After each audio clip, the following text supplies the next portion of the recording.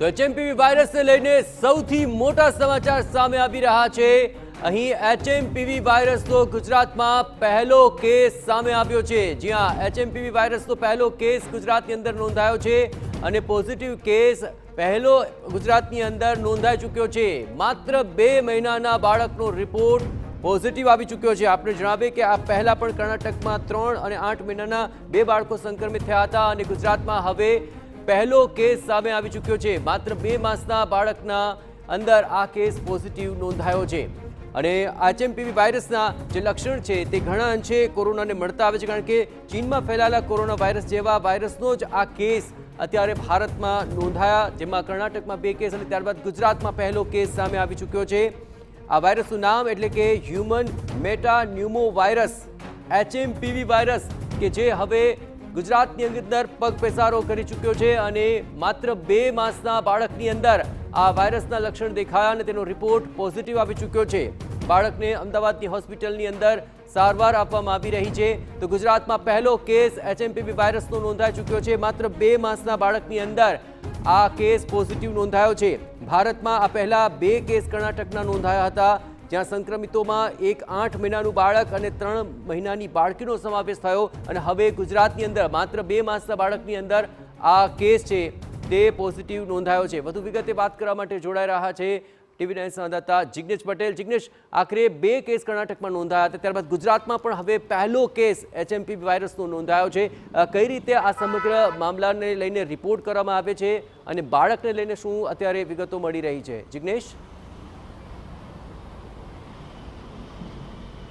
જય, સૌથી મોટા સમાચાર ગુજરાત માટે ગણી શકાય અને સૌથી પહેલા સમાચાર TV9 આપી રહ્યું છે કે એચએમપીવી વાયરસ છે તે વાયરસનો પ્રથમ કેસ, ગુજરાતનો પ્રથમ કેસ અમદાવાદમાં છે અને આ અમદાવાદમાં ખાનગી હોસ્પિટલમાં 2 મહિનાના બાળકની સારવાર ચાલી રહી છે। કેસ જે છે તે પોઝિટિવ આવ્યો છે, ખાનગી હોસ્પિટલમાં સારવાર ચાલી રહી છે, પરંતુ સૌથી મહત્વની બાબત કે આખરે આરોગ્ય વિભાગને આ બાબતની અગાઉથી જાણ નથી થઈ। છેલ્લા કેટલાક દિવસોથી જ્યારે બાળકને દાખલ કરવામાં આવ્યું ત્યારે તેનો જે સેમ્પલ છે તે મોકલવામાં આવ્યા હતા અને તે સેમ્પલ પોઝિટિવ આવ્યા છે। સૌથી મહત્વની બાબત છે કે જે એચએમપીવી વાયરસ છે તે એચએમપીવી વાયરસ શિયાળાની ઋતુમાં બાળકો અને વૃદ્ધોમાં વધારે સંક્રમિત કરે છે, વધારે અસર કરે છે। લોકોએ સાવચેતી રાખવાની જરૂરિયાત છે। હાલમાં જોઈએ તો અમદાવાદમાં સૌથી પ્રથમ કેસ ગણી શકાય કે જે રીતે આ કેસ આવ્યો છે તે ગુજરાતનો પ્રથમ કેસ અમદાવાદમાં આવ્યો છે, જેમાં 2 મહિનાના બાળકની સારવાર ચાલી રહી છે। આખરે આ બાળકને ચેપ કેવી રીતે લાગ્યો, ક્યાંથી લાગ્યો તે એક તપાસનો વિષય બને છે, કારણ કે જે ફોરેનમાં વિશેષ રીતે જોઈએ તો વિદેશી ટૂર પરથી આવતા વ્યક્તિઓમાંથી વાયરસનો ચેપ લાગવાનો અને અન્ય વ્યક્તિ સંક્રમિત થવાની શક્યતાઓ રહેતી હોય છે, ત્યારે આ વાયરસ આખરે કેવી રીતે ગુજરાતમાં પ્રવેશ્યો, કેવી રીતે સંક્રમિત બાળકોને કરી રહ્યો છે તે એક તપાસનો વિષય બની રહ્યો છે। પરંતુ સૌથી મહત્વની બાબત કે આરોગ્ય વિભાગના અધિકારીઓએ હવે આવનારા દિવસોમાં ગંભીરતાથી આ મામલે કામગીરી કરવી જોઈએ છે। બિલકુલ જિગ્નેશ, ખાસ કરીને વાયરસની હવે ગંભીરતા ચોક્કસપણે સામે આવશે। આપ ખાસ એ જણાવો કે આ એચએમપીવી વાયરસ છે, કઈ રીતે તેનું સંક્રમણ થતું હોય છે અને એ તબક્કે આખરે કઈ પ્રકારની તકેદારી તમામ લોકોએ રાખવી પડશે? જિગ્નેશ,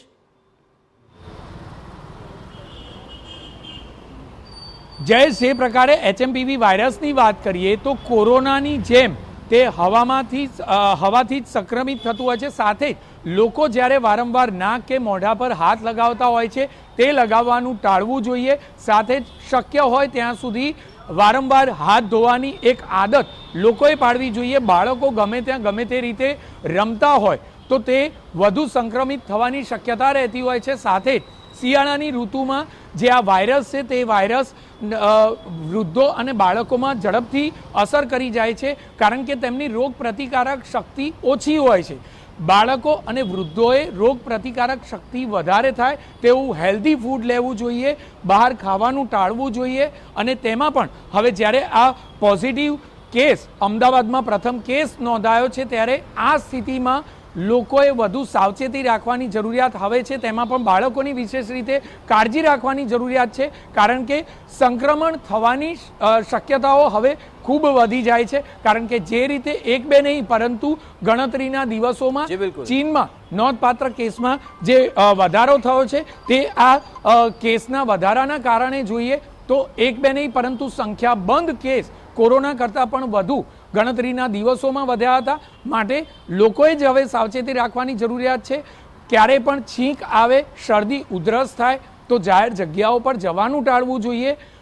આવા દર્દીઓ સાથે અન્ય પરિવારજનોએ મળવાનું પણ શક્ય હોય ત્યાં સુધી ટાળવું જોઈએ. સાથે જ આ પ્રકારના દર્દીઓએ મોઢે માસ્ક પહેરવાની એક આદત પાડી દેવી જોઈએ. આ સિવાય પણ લોકો સંક્રમિત થવાથી બચવા માંગતા હોય તો આ પ્રકારે તેઓ માસ્ક પહેરી અને જાહેર જગ્યાઓ પર કે ભીડભાડવાળી જગ્યાઓ પર જાય તો કેટલેક અંશે તેઓને સાવચેતી, આ પ્રકારની નાની મોટી સાવચેતીના કારણે તેઓ પોતાની જાતને સંક્રમિત થવાથી બચાવી શકે છે. અનેક વ્યક્તિઓ છે કે જે આ બાબતે હવે ગંભીરતા રાખતા થયા છે.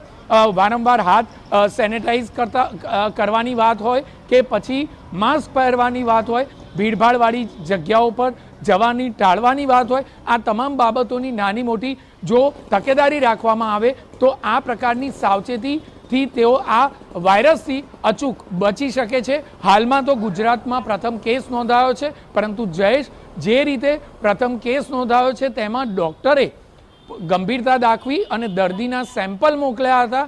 આ જ સેમ્પલ મોકલ્યા બાદ તેનો રિપોર્ટ પોઝિટિવ આવ્યો. હાલમાં આ બાબતે તબીબો પણ એટલી ગંભીરતા દાખવતા નથી. જો તબીબો જે આ પ્રકારના લક્ષણો દેખાય અને જો ડૉક્ટરો જો વધુમાં વધુ દર્દીઓ બાળકોના શંકાસ્પદ જણાય તે પ્રકારના દર્દીઓના જો રિપોર્ટ લેબોરેટરીમાં મોકલે તો આ જ આંકડો વધી શકે તેવું હાલના તબક્કે લાગી રહ્યું છે.